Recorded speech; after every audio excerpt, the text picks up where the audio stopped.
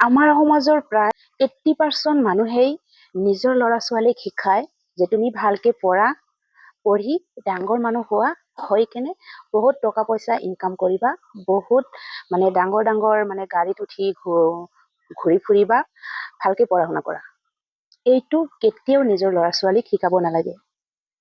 নিজৰ ল'ৰা ছোৱালীক শিকাব লাগে যে কেনেকে ডাঙৰ মানুহ হ'ব পৰা যায়, ডাঙৰ মানুহ হৈ মানুহক কেনেকে সহায় কৰিব পৰা যায়।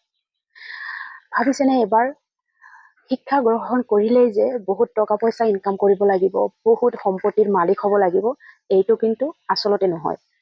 আমি সৰুৰ পৰাই আমাৰ ল'ৰা ছোৱালীক শিকাও যে পঢ়া শুনা ভালকে কৰা, তুমি গাড়ী ঘোঁৰাত উঠিব পাৰিবা।